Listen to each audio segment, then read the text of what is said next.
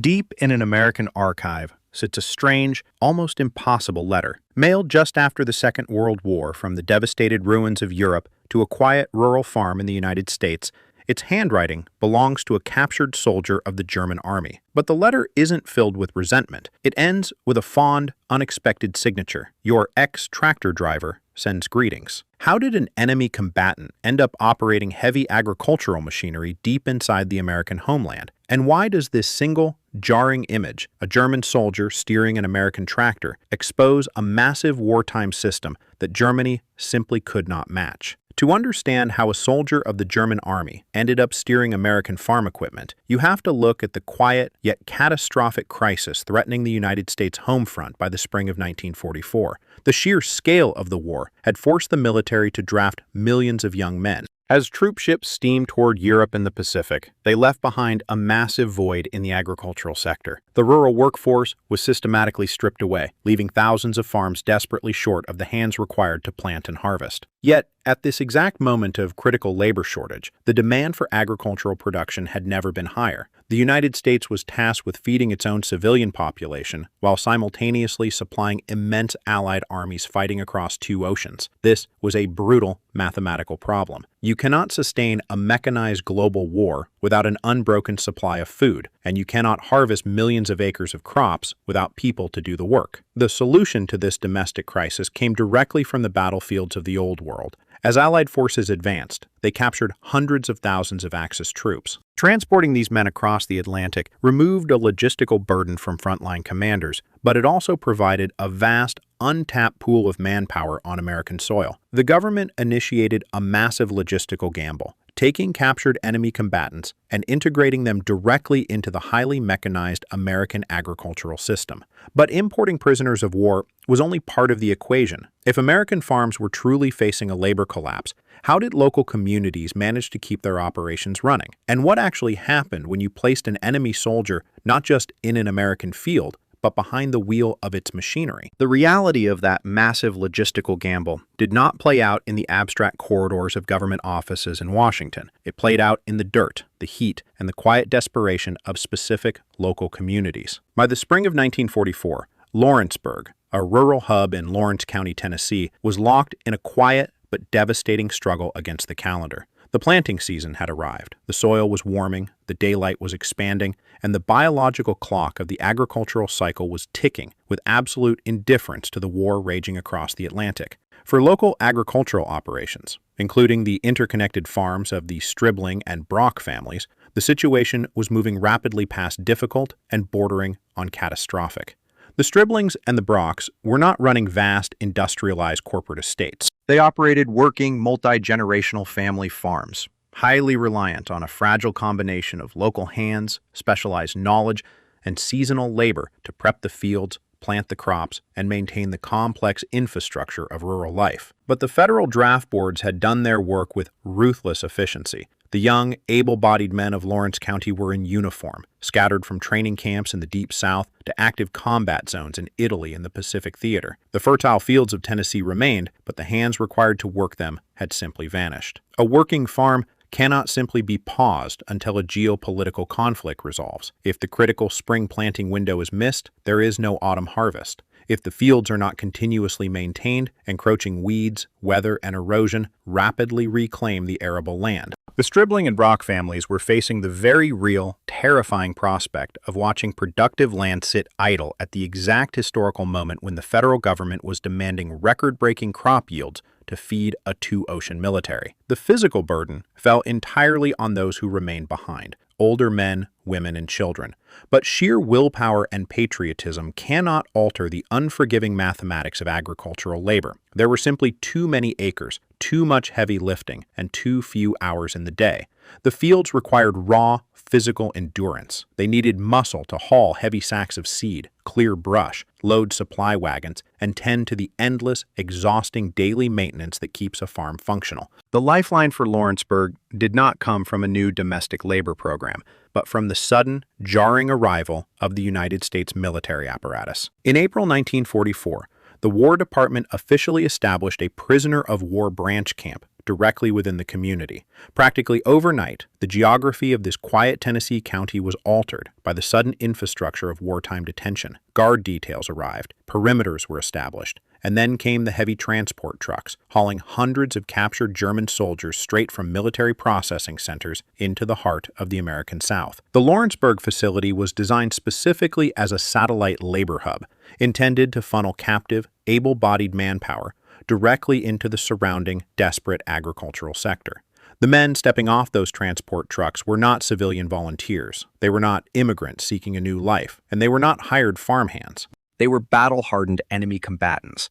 Many of the German prisoners arriving in the United States in the spring of 1944 were veterans of the brutal North African campaign, captured after the collapse of the Africa Corps, or taken prisoner during the bitter, grinding combat in Sicily and southern Italy. They had endured heavy artillery barrages, desert heat, shifting front lines, and the deep psychological shock of military defeat and mass surrender. They had been loaded onto Liberty ships, transported across an ocean heavily patrolled by submarines, and put on trains that rolled past untouched American cities glaring with electric light. Now, wearing surplus American military clothing heavily stenciled with large, stark letters PW on the back and legs, they found themselves standing in the lush, humid air of the Tennessee Valley, thousands of miles from their shattered command structures. The Stribling and Brock families applied for this emergency labor, entering into a strict, highly regulated contract with the federal government. They did not receive a sprawling, anonymous battalion of men. The realities of farm management dictated a much more focused, intimate approach. A small, specific detail of just 6 German prisoners was assigned to work their land. This was a deliberate, localized allocation. These 6 men do not represent the entirety of the Lawrenceburg camp, nor do they reflect the sprawling, complex system of POW labor happening simultaneously across the United States. They were simply a half-dozen specific individuals carrying the trauma, discipline, and ideology of a foreign army suddenly ordered to maintain the livelihoods of American civilians. The working conditions were rigidly defined by the parameters of the Geneva Convention. Captured soldiers could not be forced to manufacture munitions, assemble aircraft, or perform duties directly related to combat operations. But agricultural labor was strictly permissible. The farmers paid the United States government the prevailing local wage for the labor, ensuring that local civilian wages were not undercut. The War Department, in turn, credited the prisoners, typically paying them around 80 cents a day in canteen scrip, which they could use to purchase basic items like tobacco, soap, or writing paper back at the camp. Military guards accompanied the work details, meant to enforce a strict, heavily armed boundary between the captive workforce and their civilian employers. Try to visualize the sheer psychological tension and surrealism of this encounter on the Brock and Stribling farms. On one side, you have rural American families deeply invested in the war effort, families who were tracking frontline movements on radio broadcasts, and who likely had relatives, friends, or neighbors currently wearing olive drab and dodging German bullets in the European theater. On the other side, you have 6 men who just months prior were sworn to a hostile regime trained to kill Allied soldiers and fighting for a cause that was actively tearing the globe apart. They did not speak the same language. They held entirely opposing national allegiances. Yet every single morning, the military truck arrived, the guards stepped down, and the American farmers had to look the enemy in the eye and figure out how to get the day's critical work done. The initial communication was necessarily crude, relying on gestures, pointing, and broken improvised phrases. The work itself was relentlessly grueling. The Striblings and Brocks needed these men for the heavy, punishing tasks that defined rural life. The German soldiers were handed tools and set to work under the shifting Tennessee weather, tasked with planting, clearing, repairing, lifting, and harvesting. They were utilized exactly as the government intended, as a direct physical replacement for the missing muscle of the drafted American workforce. But as these 6 men began to integrate into the daily rhythm of the property, sweating in the soil alongside their captors, they encountered a reality that fundamentally separated this American farm from the agricultural landscapes many of them had left behind in Europe. The prisoners had been brought to Lawrenceburg to provide raw manual labor, but the farm they were working on was not purely manual. When they stepped onto the Stribling and Brock land, they did not step back in time. They stepped into a hybrid environment where human endurance was inextricably linked to industrial power. The popular image of prisoner of war labor is distinctly primitive. It conjures visions of men swinging pickaxes, hauling rocks, or bent double over rows of crops with handheld hoes. When the War Department authorized the deployment of Axis troops into the American countryside, the underlying bureaucratic logic seemed to rely on this exact one-to-one substitution. A drafted American farmhand was removed from the equation, and a captured German soldier was inserted to take his place, expected to provide the brute physical force necessary to keep the soil turned and the crops moving. But that assumption fundamentally misunderstood the reality of the United States home front. By 1944, American agriculture was not operating in the 19th century. It was a highly mechanized engine of mass production, deeply reliant on the internal combustion engine. The Stribling-Brock operations, like thousands of other properties across the country, were structurally dependent on this machinery. At the center of this production model sat the tractor. This was a heavy, unforgiving mass of iron and steel, built to drag plows through dense earth, haul immense loads of harvested crops, and drive power belts for stationary equipment. It was the mechanical heart of the property. But a tractor cannot run itself. It is not an autonomous solution to a labor crisis. It requires a human mind and physical coordination to manipulate the heavy clutch, adjust the throttle, steer through uneven furrows, and monitor the complex implements trailing behind it. Before the war, the young men of Lawrence County possessed this specialized, localized knowledge. With those men shipped overseas, the machines were in danger of sitting cold and idle, and an idle machine effectively crippled the farm's output, regardless of how much manual labor was standing by in the fields. The machine could process the land, but it still demanded an operator. This created an extraordinary operational paradox on the Tennessee fields. The American farmers desperately needed their heavy machinery running to meet unrelenting federal production quotas, yet the only available manpower they had just arrived on a military transport truck, wearing the surplus uniforms of a hostile foreign power. The tractor and the prisoner did not replace one another. They had to be fused into a necessary hybrid production system. Handing a shovel to an enemy combatant under armed guard is a matter of simple, blunt supervision. Handing over the controls of a heavy, expensive, and potentially lethal piece of agricultural machinery requires an entirely different level of integration. It demands technical instruction across a profound language barrier, operational trust, and the desperate willingness to let a foreign soldier dictate the mechanical pace of an American harvest. The dynamic of the farm shifted completely. The German soldiers were no longer just moving dirt. They were being actively wired into the technological framework of the United States economy. To keep the farm alive, they had to learn the operational quirks of American engines and adapt to the specific mechanical rhythms of the local soil. It is a striking theoretical image, an enemy combatant integrated into the modern American production line, controlling the very technology that made the nation an industrial powerhouse. But theoretical images are not historical evidence. It is easy to assume that a German prisoner might have simply stood next to a tractor, perhaps loading a wagon it pulled, while the American farmer kept his hand securely on the steering wheel. The critical question is one of hard documentation. Is there actual, verifiable proof that a German prisoner didn't just stand in the shadow of this machinery, but actually operated it, becoming a core, driving part of the American production line? The answer to that question of hard documentation does not lie in a government propaganda newsreel or a heavily curated War Department press release. It survives in the quiet, meticulously preserved records of local history. The proof that the American agricultural system physically entrusted its heavy machinery to captured enemy combatants is anchored in the academic research of Harliana Burns, who conducted a deep cultural historical investigation into the Lawrenceburg camp and the specific experiences of the Stribling and Brock families.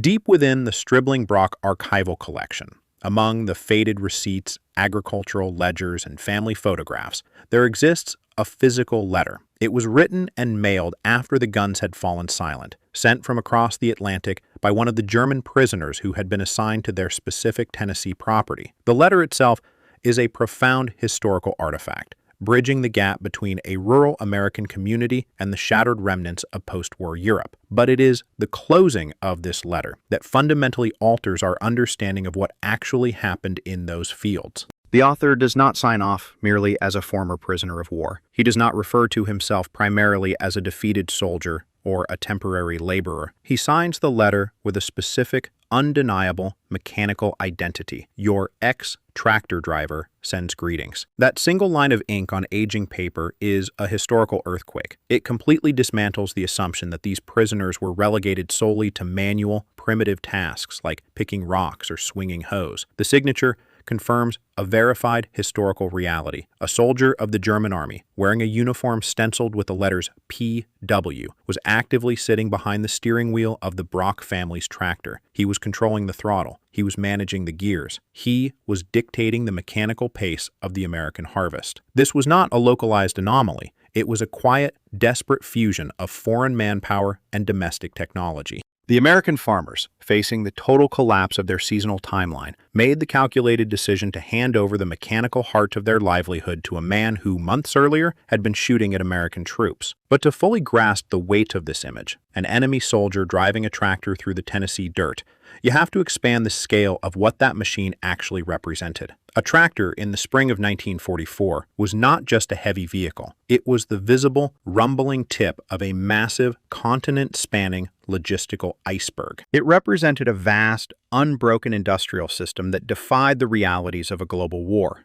Consider the sheer physical requirements necessary to keep one single tractor operational on a rural farm in Lawrenceburg. That machine required heavy forged steel for its engine block and chassis. It required complex, precision-machined spare parts to replace gears stripped during the brutal plowing season. It required massive, heavy-treaded rubber tires at a time when natural rubber was one of the most violently contested and heavily rationed strategic materials on the planet following the Japanese occupation of the Pacific rubber plantations. Above all else, that tractor required a continuous, uninterrupted flow of refined petroleum. It needed gallons of fuel, heavy lubricating grease, and engine oil to function. And yet, this machine was not sitting idle in a barn. It was running. The supply chain that fed it was entirely intact. The oil was pumped from deep within the protected fields of Texas or Oklahoma, refined in massive domestic facilities, loaded onto thousands of steel rail cars, and transported across a vast, unthreatened American railroad network directly to local distributors in Tennessee. The United States was simultaneously fighting a savage two-front war across the Atlantic and the Pacific. American factories were churning out thousands of four-engine heavy bombers, launching fleet aircraft carriers at a staggering pace, and supplying millions of gallons of aviation fuel to combat squadrons in Britain and the Mariana Islands. Yet, despite this unimaginable drain on resources, the American industrial machine possessed such an overwhelming bandwidth that it could still guarantee a steady supply of steel, rubber, and petroleum to a civilian family farm in Lawrence County. This is not to suggest that the United States home front operated in a utopian state of limitless abundance. The reality of the war was felt in every American household through the strict bureaucratic grip of rationing. The federal government heavily restricted civilian access to gasoline, tires, sugar, meat, and mechanical parts. Farmers had to navigate complex ration boards to justify their need for fuel and replacement equipment. And while the German prisoners provided a vital injection of raw muscle, they were not the sole saviors of the American harvest.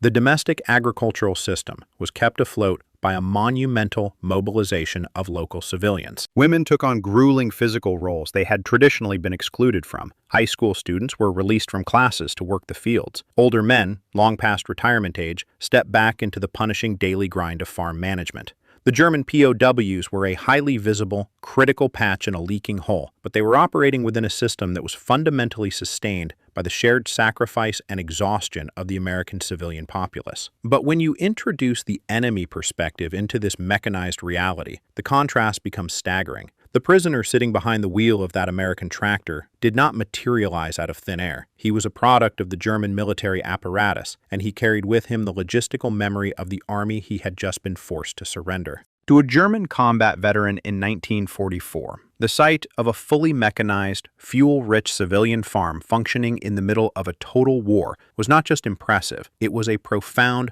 almost incomprehensible psychological shock.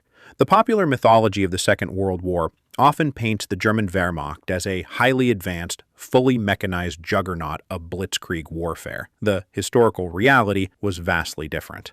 The German army was fundamentally a pre-industrial force wearing a mechanized mask. While the elite Panzer Division spearheaded the assaults, the the overwhelming vast majority of the German military relied entirely on horses. Millions of draft animals were the true logistical backbone of the Third Reich, hauling artillery pieces, pulling supply wagons through the mud, and transporting ammunition to the front lines. The logistics of the German army moved at the speed of a walking horse, consuming massive amounts of agricultural fodder simply to keep the military machine creeping forward. More critically, the German military was chronically, fatally starved for oil. Germany had virtually no domestic petroleum reserves. Its war machine was entirely dependent on vulnerable synthetic fuel plants and the contested oil fields of Romania. By the time this prisoner was captured and sent to Tennessee, the Allied strategic bombing campaign was systematically obliterating the German fuel infrastructure. The skies over Europe were dominated by American and British bombers, targeting refineries like Luna and Ploiești. The results on the ground were catastrophic for the German military. Elite panzer divisions were forced to tow their tanks to the front lines using other vehicles just to conserve fuel for combat. German fighter planes were grounded, hidden in forests, because the Luftwaffe lacked the aviation gas to even launch training flights. The German High Command was micromanaging fuel supplies down to the individual liter, while their logistics officers watched the mechanized capability of their army slowly grind to a halt. Now, place that German soldier on the seat of the Brock family tractor. He is not engaging in a political debate about the merits of fascism versus democracy. He is not being subjected to an American propaganda film. He is simply doing his assigned job, turning over the dark, fertile soil of Lawrence County. But the physical reality of the work is an undeniable education in the sheer, terrifying industrial depth of the nation that is currently dismantling his homeland. Every time he engages the heavy clutch, every time he adjusts the throttle and feels the deep, vibrating roar of the internal combustion engine, he is actively experiencing an industrial asymmetry that no amount of ideological indoctrination can obscure. He is spending his days casually burning through gallons of high-octane fuel just to drag a metal implement through the dirt. He is operating heavy machinery, rolling on pristine rubber tires, utilizing replacement parts that seem to flow endlessly from a domestic supply chain that shows zero signs of strain. He is physically manipulating the exact resources, oil, steel, and rubber, that his own comrades are dying in the frozen mud of the Eastern Front and the hedgerows of Normandy to possess. The realization of defeat for this prisoner does not require a dramatic, cinematic epiphany. It is absorbed through the steady, mechanical rhythm of the agricultural work. The tractor is a living, breathing metric of the enemy's power. If the United States has the logistical capacity to capture him in North Africa or Italy, transport him across an ocean protected by immense naval fleets, place him on a civilian farm, and provide him with an endless supply of refined petroleum merely to plant next year's crop, then the war is already over. The German army is not just losing a military contest. It is being buried under a localized avalanche of American industrial logistics. The prisoner is not just a farmhand. He is a first-hand witness to the economic engine that guarantees the destruction of the Third Reich. This mechanized hybrid labor system sustained the Stribling-Brock farms through the most critical phases of the war. The crops were planted, the fields were maintained, and the essential harvests were brought in, feeding into the massive national quota required to keep the Allied armies marching toward Berlin and Tokyo. But the biological clock of agriculture is cyclical, and the geopolitical timeline of the war was finally converging with it. As 1944 bled into 1945, the military reality on the European continent completely collapsed for the Axis powers. The Allied armies crossed the Rhine, Soviet forces shattered the eastern defenses and encircled Berlin, and the German High Command unconditionally surrendered. The war in Europe was over. Months later, atomic fire brought the Pacific conflict to an abrupt, devastating halt. The global crisis that had birthed the Lawrenceburg camp ceased to exist. With the cessation of hostilities, the immense bureaucratic machinery of the United States government slowly began to reverse its gears. The millions of American men in uniform began the long, complex process of demobilization, returning across the oceans to reclaim their lives and their places in the domestic workforce. The crisis of the empty American farm was resolving itself as the drafted hands returned home to Tennessee. The emergency federal labor contracts that had allowed local farmers to employ enemy combatants were marked for termination. The prisoner of war camps across the country, including the facility in Lawrenceburg, were scheduled for decommission. The harvests of 1945 were completed, and the time came for the temporary, surreal workforce to be removed. The military trucks arrived at the Stribling-Brock properties one final time. The German prisoners, including the man who had driven their tractor, packed their meager belongings and whatever canteen items they had managed to accumulate. They were loaded back into the transport vehicles, guarded by American sentries, and driven away from the fields they had spent months cultivating. They were processed through the military logistics network, placed onto trains heading for the eastern seaboard, and loaded onto transport ships. But the journey back across the Atlantic was not a return to the world they had left behind. They were sailing away from an American landscape that was entirely untouched by the physical destruction of modern warfare. They were leaving behind functioning electrical grids, overflowing agricultural silos, pristine railway networks, and tractors sitting quietly in barns with full tanks of gas. They were heading back to a European continent that had been reduced to an apocalyptic landscape of shattered concrete, twisted steel, and starving populations. The timeline had shifted, the work was done, and the prisoners were sent home to face the ruins of their own ideology. The reality those men stepped back into was not merely a military defeat. It was a total societal collapse. The functioning, highly mechanized landscape of Tennessee, with its roaring tractors, pristine asphalt, and steady supply lines, was instantly replaced by the absolute devastation of post-war Europe. The infrastructure they had fought to defend was gone. Entire cities were reduced to oceans of pulverized brick and twisted rebar. There were no functioning supply chains, no intact railway networks, and critically, there was almost no food. The men who had spent the last 2 years safely insulated inside the American agricultural machine, planting and harvesting abundant crops under the Tennessee sun, were suddenly thrust into a continent facing the immediate, terrifying specter of mass starvation. The conflict for these former soldiers had violently shifted. It was no longer about winning a war, defending a regime, or even maintaining a prisoner of war routine. It was about raw, brutal survival. We know exactly what this collapse looked like for the men who had worked the Stribling-Brock farms, because the historical record did not end when they boarded the transport ships. The connection forged in the dirt of Lawrence County survived the war, preserved in the very letters that now sit in academic archives. Documented correspondence from former prisoners like Eugen Hirth and Rudy Lorenz began arriving in Tennessee mailboxes, carrying the grim reality of a ruined continent. These were not political manifestos or ideological apologies. They were desperate, grounded reports of physical suffering. In one published letter,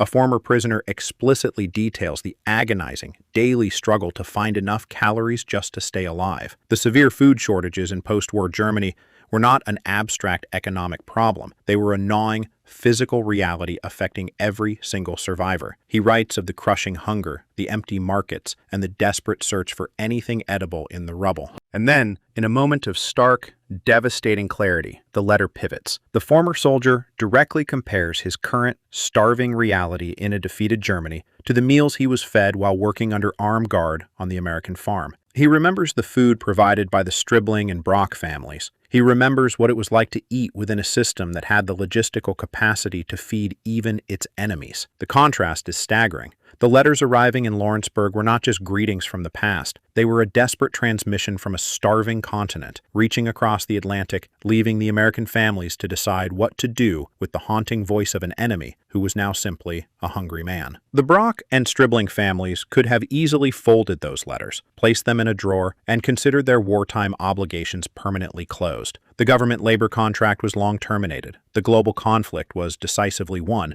The men who wrote these desperate pleas were, fundamentally, veterans of the military machine that had killed hundreds of thousands of Allied soldiers. There was no legal, moral, or bureaucratic requirement for a Tennessee farmer to care about the civilian starvation gripping a defeated, occupied Germany. But the archival records preserved in the family collections reveal a stunning pivot. The farmers did not ignore the transmission. They did not view the authors of those letters as faceless enemy combatants to be forgotten in the ashes of Europe. The documentation is precise, mundane, and entirely undeniable. Postal records, shipping manifests, and written correspondence dating from the bitter winter of December 1947 and continuing into January 1948 tell a staggering story of reversed logistics. As the freezing European winter violently exacerbated the post-war famine, the farm families in Lawrenceburg began systematically organizing a private transatlantic relief effort. They went into their own pantries, local markets and supply stores. They gathered non-perishable food, heavy winter clothing, basic medicines, and essential calories that were virtually impossible to source in the bombed-out ruins of the Third Reich. They packed these vital items into sturdy shipping boxes, right there in the rural American South. Think about the profound geographical and logistical irony of this moment. Just 3 years prior, the United States military apparatus was expending billions of dollars and millions of gallons of fuel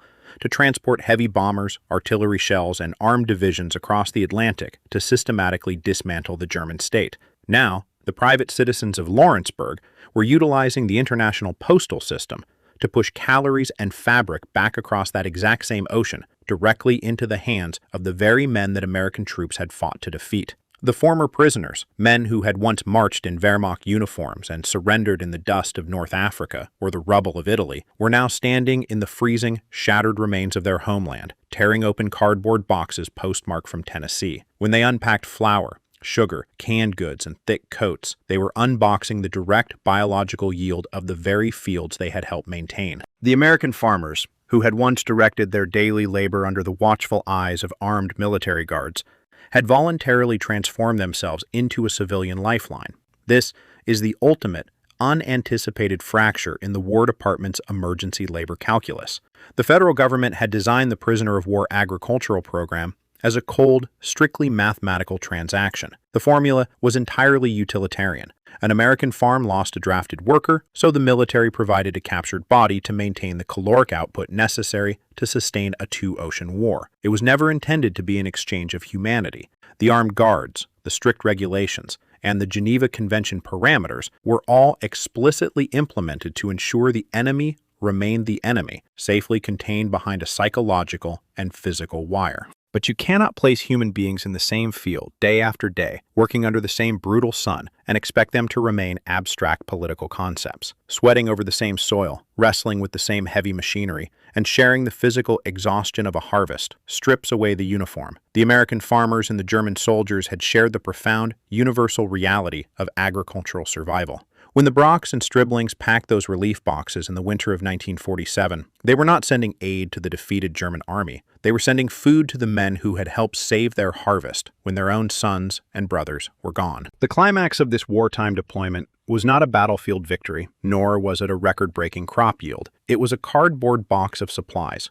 shipped from the victor to the vanquished, proving that a bureaucratic system designed merely to exploit enemy labor had inadvertently forged a genuine, sustaining human connection. We started this story with a single line of ink on aging paper. Your ex-tractor driver sends greetings. When you look at that signature now, the heavy iron machinery sitting in the Tennessee dirt takes on a completely different weight. The true historical significance of that tractor was never just a matter of wartime arithmetic. It was not merely that the machine mathematically replaced a drafted American soldier who had been shipped overseas, and it certainly was not that a piece of agricultural equipment magically convinced an enemy combatant to abandon his ideology in a sudden flash of cinematic realization. The reality is far more grounded and far more permanent. That tractor took a man trained to fight for a hostile empire and physically bolted him into the operational heart of the American home front. It forced him to navigate the relentless daily rhythm of a functioning, fully mechanized civilian society while his own nation was being systematically reduced to ash. It embedded him so deeply into the American production line that years later, surrounded by the apocalyptic rubble of a shattered Europe, his defining memory of the conflict was not a battlefield, it was a family farm in Lawrence County. He remembered the soil, he remembered the people who fed him, and he remembered the very machine he drove. Historians can spend endless hours analyzing the Second World War through the cold, objective metrics of industrial logistics. It is easy to look at the data on petroleum production, steel output, and the vast disparity between an American economy operating at peak mechanical efficiency and a German war machine desperately relying on horse-drawn supply lines. Those abstract comparisons explain the mechanics of victory and defeat. They explain how the war was physically won on a global scale. But the letters surviving in the archival collections do something entirely different. They take those massive, abstract economic statistics and force them down to a human scale. The unyielding American industrial might that ultimately crushed the Third Reich is the exact same system that built the tractor, harvested the crops, fed the prisoner, and ultimately produced the civilian relief boxes that helped keep a former enemy alive in the freezing aftermath of the conflict. The letters transform a stark historical contrast of wartime economies into a documented story of human beings. The war was not just won by the sheer scale of the machines. It was survived by the people who had to figure out how to work alongside them and each other when there was simply no other choice. The greatest testament to the American agricultural front wasn't just the millions of tons of food it successfully generated to feed a two-ocean war. It was the documented fact that an enemy soldier returned to the absolute ashes of Europe, faced the terrifying reality of his nation's collapse, and chose to sign his letter with unexpected pride as a Tennessee family's ex-tractor driver.